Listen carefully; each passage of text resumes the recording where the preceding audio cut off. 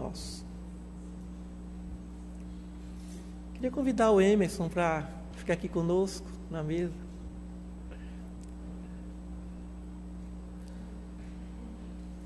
Jesus tinha um hábito, quando ia até Jerusalém, de passar noites no Monte das Oliveiras. E bem cedinho, naquele dia,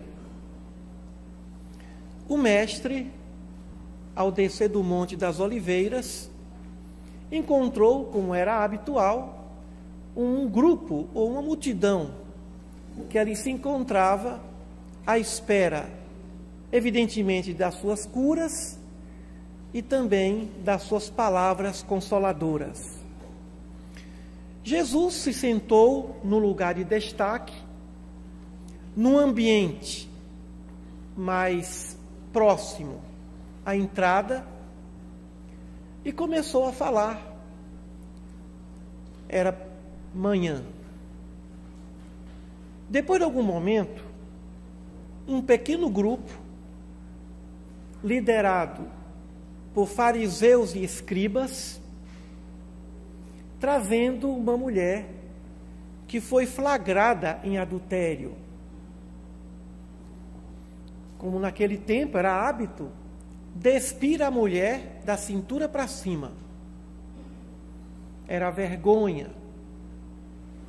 E a mulher foi colocada no meio, e eles começaram a questionar Jesus a respeito do delito que feria a lei de Moisés. Mas a lei de Moisés dizia que não apenas a mulher deveria ser julgada e condenada, mas também o homem, o marido. Ambos, sendo casados ou noivos, seriam sentenciados à morte. A lei de Moisés não permitia a infidelidade conjugal. Fazia parte dos 10 mandamentos. Não adulterarás. E ali se encontrava um grupo, liderado por escribas e fariseus, com a intenção de verificar qual seria a saída de Jesus diante daquela circunstância. Porque qualquer resposta que Jesus desse, ele estaria se envolvendo numa complicação. Se ele dissesse que Moisés estava certo, que aquela mulher praticou um delito espiritual e que ela deveria ser condenada à morte, ele estaria ferindo uma lei de César que dizia que não se poderia condenar ninguém à morte. O poder de vida e de morte estaria na mão de Roma, do procurador de Roma. Se ele dissesse que não, ele estaria ferindo a lei de Moisés. Então, para ambos posicionamentos do Cristo, ou ele estaria ferindo a lei de Moisés e se complicando diante do Sinédrio, ou estaria ferindo a lei de César, se complicando diante do Império Romano. Ele não poderia dizer que a lei de Moisés estava errada, e nem poderia dizer que a lei de César estava errada também. Diante daquela insistência, Jesus permanecia escrevendo com o dedo na areia. E aí vem a pergunta: o que Jesus escrevia na areia? Meus irmãos, quanto mais nós estudamos a vida do Cristo, mais descobrimos uma logicidade perfeita. Tudo que ele fez foi seguindo a mais perfeita lógica. Porque existe no livro Gênesis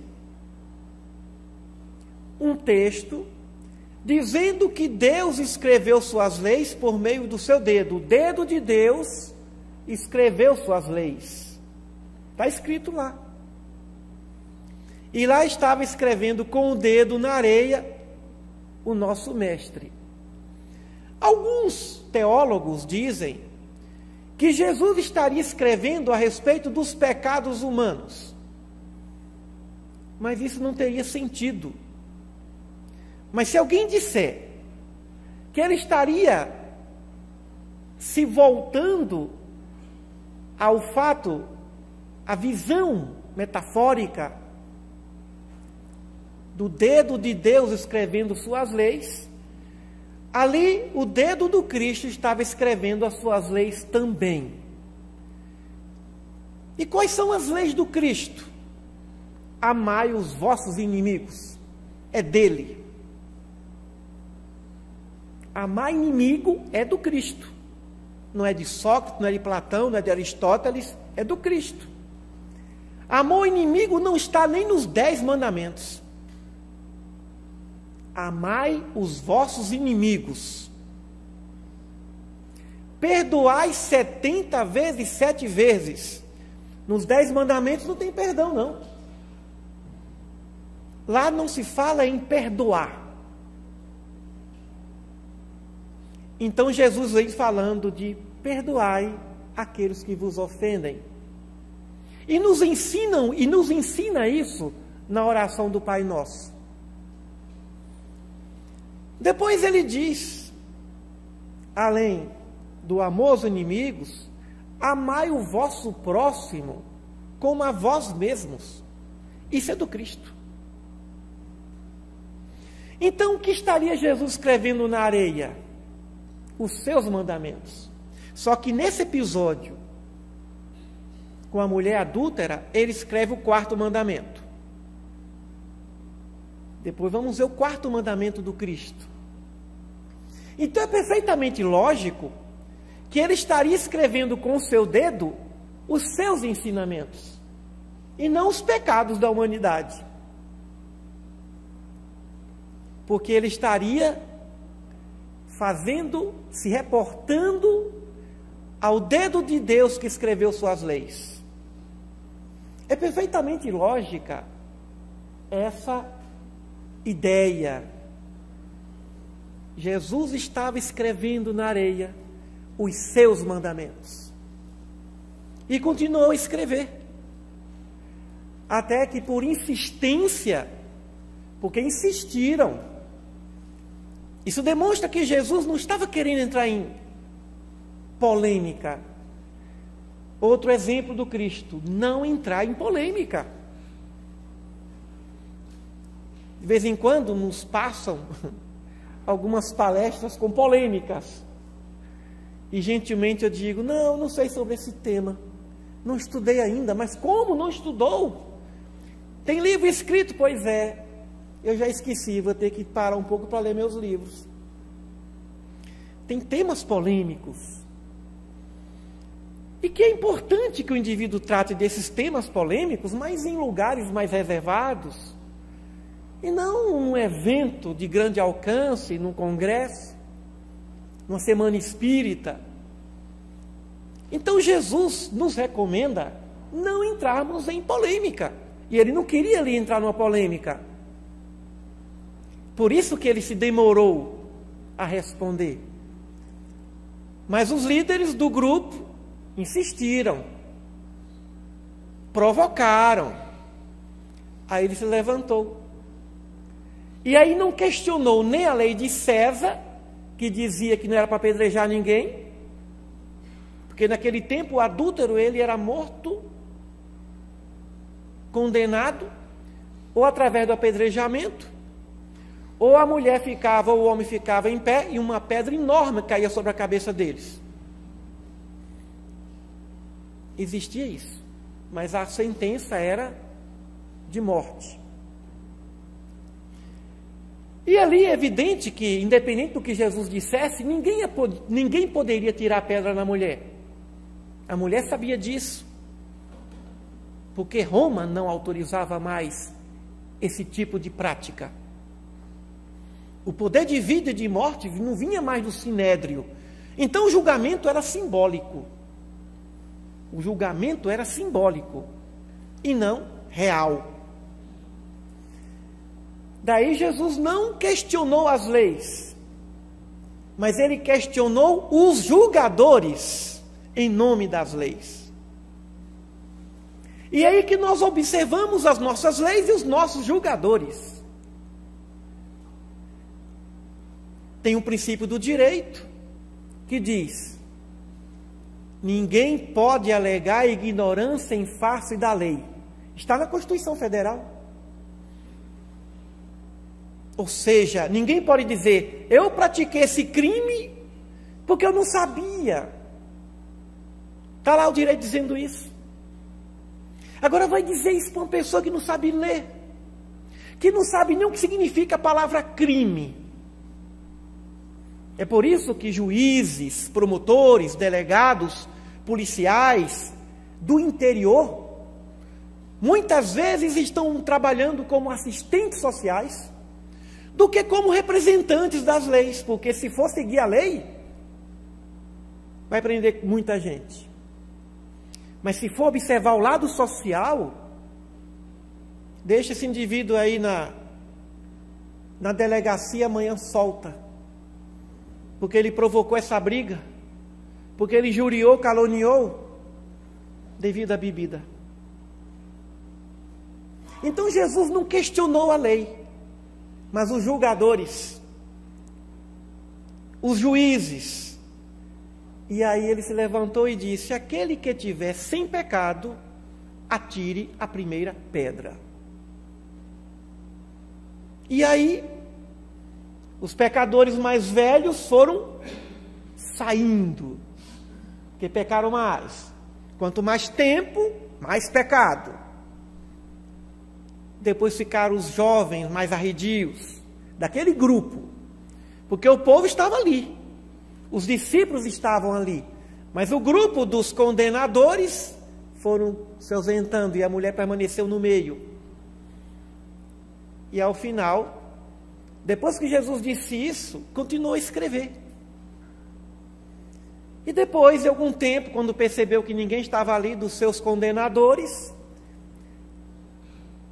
e dos artífices da armadilha filosófica, ele perguntou à mulher: mulher, onde estão aqueles teus condenadores?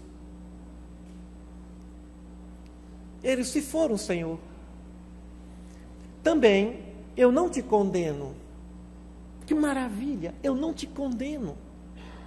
O único ser ali que poderia tirar a primeira pedra, que poderia repreender, que poderia questionar. Mas ele disse o que para essa mulher? Eu também não te condeno.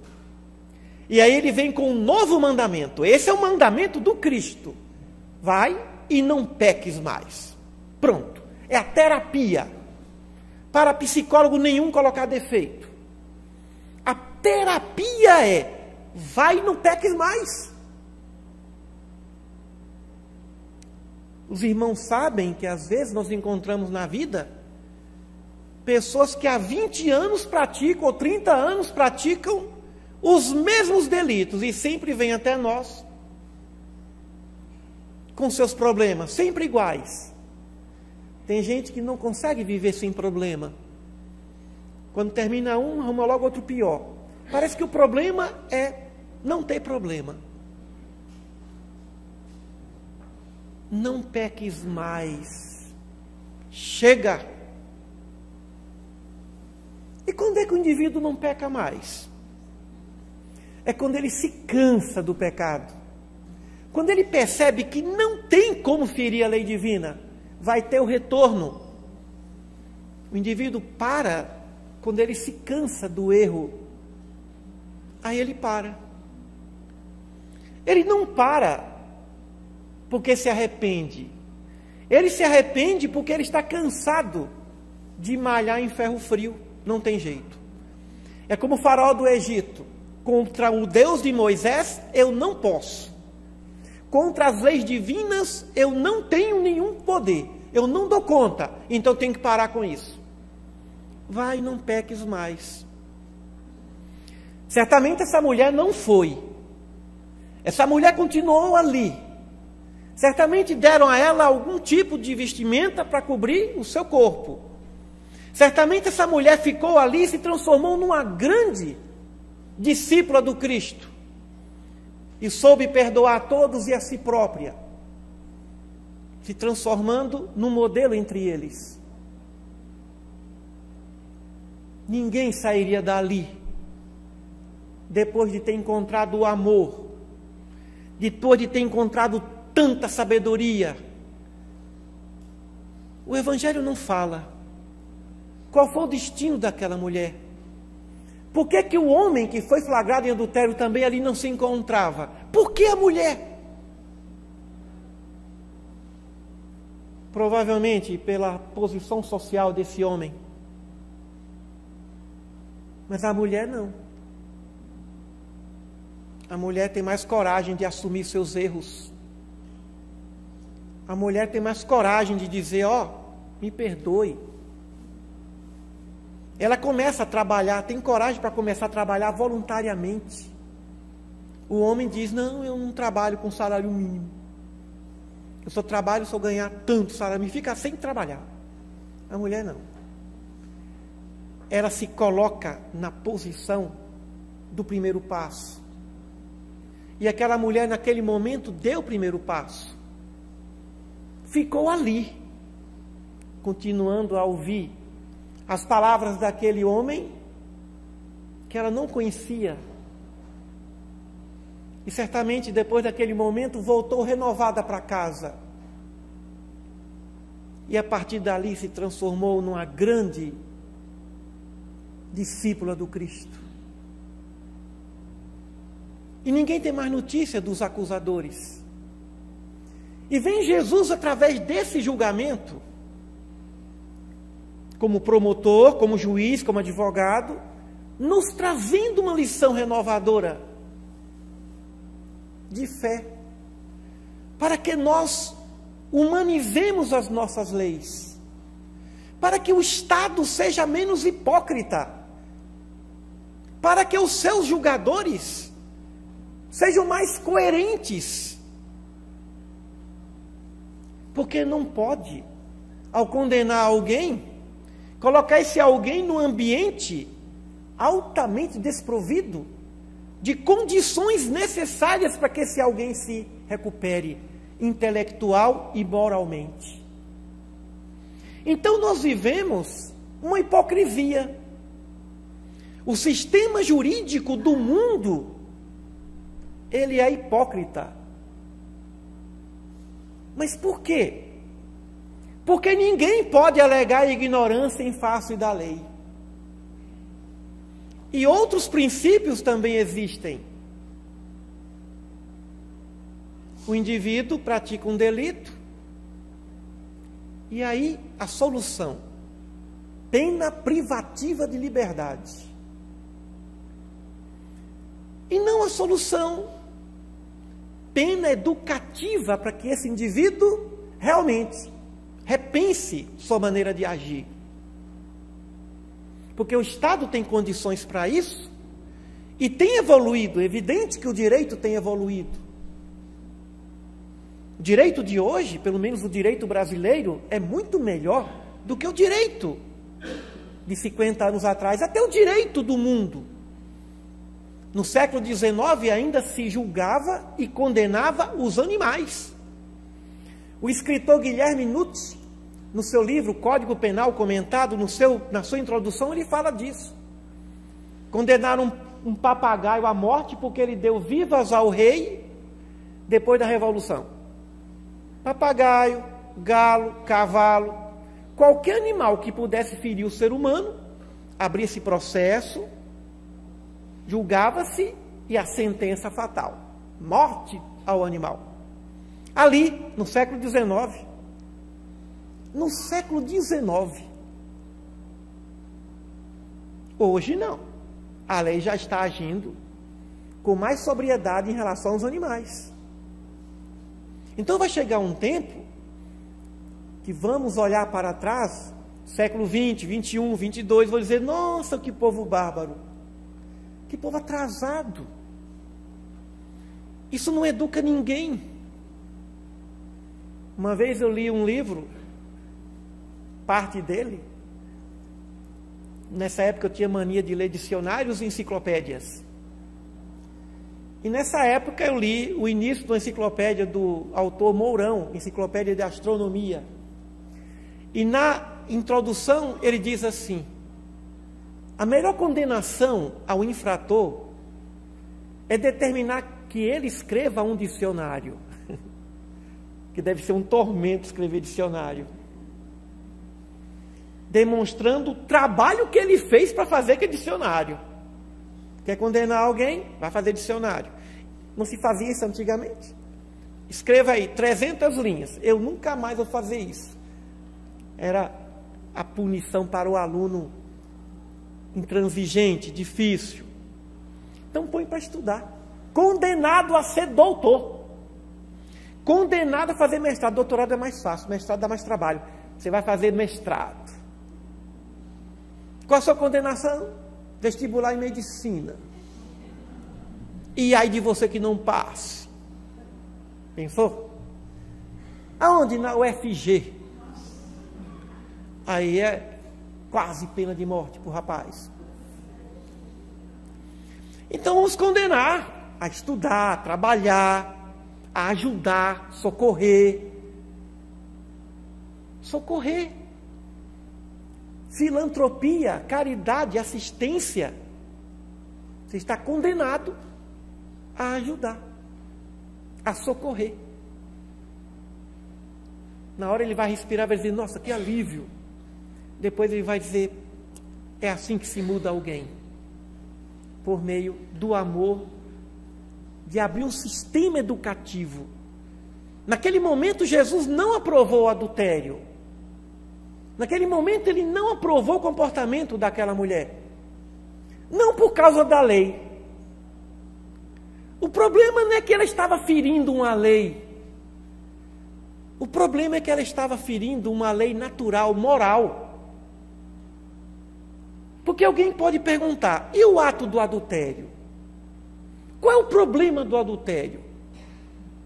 O indivíduo vai para um motel, leva outro ou outra, e é infiel a seu marido ou a sua mulher. Aí alguém questiona, como um aluno uma vez questionou, professor, onde está o mal no amor, no carinho? Eu falei, não tem mal no carinho. O problema está no contrato moral. As cláusulas morais que foram desrespeitadas. Porque no momento que o indivíduo se casa, ele assume uma responsabilidade moral. E, inclusive, a responsabilidade da fidelidade. Mas hoje, o Código Penal brasileiro não diz que adultério é crime. Não sei se os irmãos já estão sabendo disso. Isso é coisa já passada. Pode adulterar à vontade, não tem problema. Talvez pela falta de alguém chegar na delegacia e dizer, ô, doutor, sou delegado, minha mulher me traiu. Aí vai ser uma piada, né? Entre os policiais, naquela cidade do interior, todo mundo fica sabendo. Vai ser triste. Mas o Código Civil diz diferente. Que o cônjuge deve fidelidade ao cônjuge, ao seu companheiro, à sua companheira, ao seu marido, à sua mulher. O Código Civil, inclusive, diz que o adultério vai tirar do casal ou daquele que praticou o delito ou desrespeito algumas regalias, algumas vantagens, porque foi por meio dele que o contrato do casamento acabou sendo rompido. Embora não seja crime para a legislação brasileira, na área penal, é um desrespeito a um contrato na área civil, que pode provocar desvantagens ao adúltero. Mas independentemente das leis humanas, o problema do adultério é o desrespeito. Não é o carinho, não é o amor, não é a paixão. É o desrespeito. Porque aquele carinho e aquele amor deveria ser para o cônjuge. deveria ser para o cônjuge, e não dá para servir a dois senhores, nem a duas senhoras. E Jesus diz lá na frente, quando ele curou um cego e mudo, de uma ação de um espírito impuro, quando ele expulsou o espírito, o cego e mudo passou a ver e a falar. Aí o que é que os escribas e fariseus disseram? Ele tem Beelzebu, é o demônio que faz isso. Aí ele questiona, mas como? Como é que Satanás pode expulsar Satanás? Seria incoerência. Uma casa dividida não vai a lugar algum, esse reino não pode ser dividido. O problema do adultério é que o indivíduo agora está dividido. Ou ele muda, ou se separa, e vai ficar com a pessoa que ele queira. Porque ninguém é obrigado a ficar com alguém sem querer.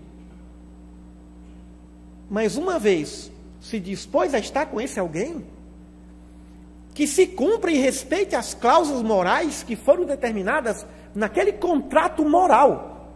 Então o problema do adultério é o desrespeito, é a contradição. E quando existe a contradição, não apenas um reino ou uma casa são destruídos, mas a vida de cada um. Não se pode pensar uma coisa, falar outra, escrever outra e fazer outra coisa totalmente diferente. Aí o indivíduo está fragmentado.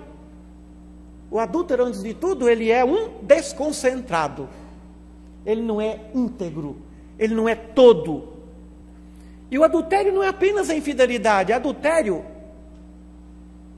significa desconcentração. Ora pensa de uma forma, ora pensa de outra, e aí começa e não termina nada na vida. Costumo dizer que existem dois tipos de pessoas na humanidade, só dois tipos: os que começam e terminam, e os que começam e nunca terminam coisa alguma, não concluem nada. É o adúltero. Ou seja, é o dividido, é a casa dividida, é o incoerente, é o desconcentrado. E a lei divina não aceita o fragmentado. Ele não aceita incoerência. Ele não aceita contradição. A lei divina é lógica e quer lógica para a sua criação. Deus quer de nós coerência.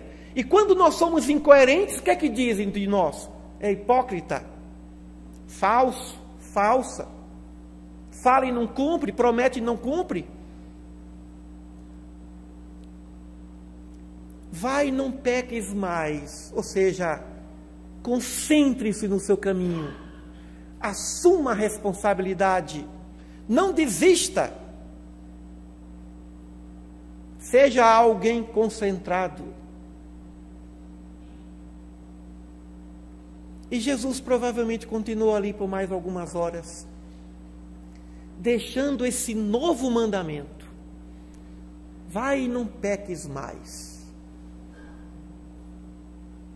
Será que nós vamos precisar da dor para não pecarmos mais? Por que não pararmos com a mensagem de amor? Eu tenho a mais absoluta certeza que aquela mulher não foi e não pecou mais. Não saiu dali. Não saiu da aura, das energias, do ambiente do Cristo. Mais uma discípula. E certamente, se fosse homem, eu também acreditaria nesse homem. Porque naquele momento, Jesus colocou os seus julgadores na mesma condição da julgada. Vocês são iguais a ela. E como agora querem condenar? E nós somos os condenadores da nova era. Condenamos, por exemplo, os corruptos políticos. Quem suportará tamanha tentação? Afinal de contas, são bilhões de dólares. Não se fala mais nem em milhões, bilhões. E nós criticamos os nossos políticos, mas quem suporta anos e anos, dia e noite de tentação, atire a primeira pedra. Não somos melhores do que aqueles que nós condenamos. Os criminosos, os corruptos, os insensíveis sociais, não. Eles estão lá porque nós, de forma direta ou indireta, os colocamos lá. Essa mensagem do Cristo é para não julgarmos ninguém, a não ser com amor e bondade. E como é que começa esse processo de julgamento? Dentro da nossa casa. Nós criticamos. Mas vamos observar o nosso lixo doméstico. O lixo tem que ser orgânico, inorgânico, mas nós misturamos tudo. E alguém diz, não, mas a prefeitura não tem coleta seletiva. Não importa. Aqui em Goiânia tem coleta seletiva. Mas ainda que não tivesse, como tantas cidades e municípios brasileiros não tem coleta coletiva, vamos fazer nossa coleta em casa. A revolução começa em casa. A mudança começa em nosso quarto. Como temos condições de falar se os nossos cofres, as nossas gavetas, os nossos armários estão abarrotados de coisas que não precisamos? Com que autoridade nós teremos de condenar alguém se não fazemos a coleta seletiva? Ah, mas é porque não tem um caminhão. Não importa, eu vou entregar a coleta seletiva. Agora, se o Estado, se a Prefeitura não faz a coleta, o problema não é mais meu. Posso até dar uma colaboração, votar para um vereador que esteja com essa faixa de preocupação, o candidato a prefeito. Mas ainda que ninguém faça, eu vou fazer. O que importa é o nosso mundo interior. Foi naquele momento que Jesus questionou: se voltem aos seus íntimos e se questionem. Quem é aqui? E esse pecado que Jesus falou, ele não mencionou que tipo de pecado. Ele só falou, aquele que tivesse em pecado. E pode ter certeza que esse pecado não era furto, nem roubo, nem homicídio. O pecado estava no campo da afetividade. Quem nunca errou no campo da afetividade, quem nunca traiu no campo da afetividade, quem nunca foi falso, mentiroso ou mentirosa no campo da afetividade, quem nunca cobiçou o companheiro do próximo no campo da afetividade, atire todas as pedras. Foi isso que ele quis dizer. Não foi questão de furto, roubo. Porque se ali só tivesse ladrões, eles atirariam a primeira pedra. Ali existiam ladrões de sentimentos, ladrões afetivos, cobiçadores do afeto alheio. Esse foi o questionamento. Ele nivelou a humanidade.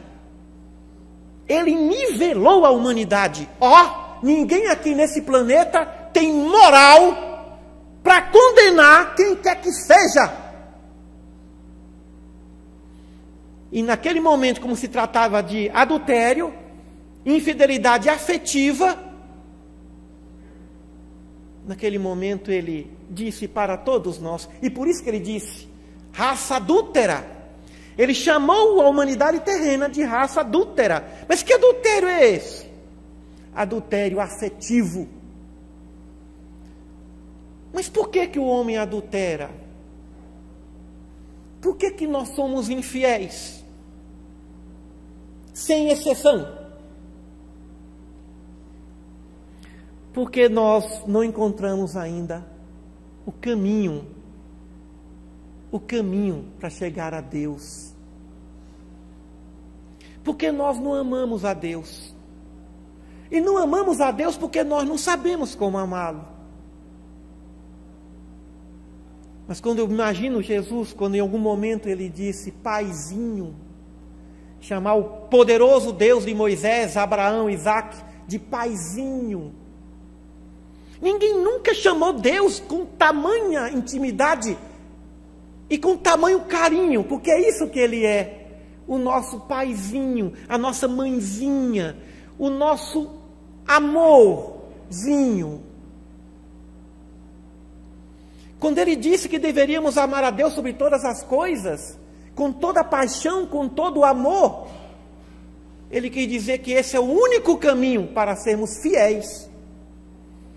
Porque somente através desse amor ao Pai, haveremos também de amar de igual modo aos nossos irmãos, seus filhos. E aí não vamos fazer a ninguém aquilo que não queremos que esse alguém nos faça. Então o problema não é a maldade. A causa do adultério não é o egoísmo, não é a maldade, é o vazio, é a carência de Deus, que o indivíduo quer preencher de diversos modos. Ele se divide, desrespeita, magoa, fere. E o Pai está de braços abertos. Cometamos adultério com Deus. Amar a Ele sobre todas as coisas, acima de todos os nossos afetos. É o adultério sublime, esse adultério que buscamos. E aí buscamos nos seres humanos, porque não sabemos buscar esse adultério sublime. Amar a Deus acima de tudo, até de nós mesmos. Então vamos pensar no nosso paizinho querido. Vamos pensar em Deus. Paizinho, me ajuda. Paizinho, me fortaleça. Paizinho, me socorra. Paizinho, me ajude a te amar. Porque é difícil amar a Deus. Paizinho, me ensine a te amar. Aí o paizinho vem e diz, eu vou ensinar. Aí depois descobrimos que não amamos a Deus. Ele que se ama através de nós, nos transformamos em canais do seu amor. Então, vamos buscar o nosso paizinho. Essa poderosa força, criador de eternidades, de mundos, trilhões de galáxias. E mesmo com essa potência, com essa infinitude, com essa eternidade, com essa transcendência, é o paizinho que nos ama infinitamente. Minerais, vegetais. E nós percebemos um pouco desse paizinho no Cristo, ou muito nele, em Francisco de Assis, que era chamado de Pai Francisco, e outros tantos, Maria Teresa, Santa Teresa d'Ávila, e outros tantos amantes de Deus.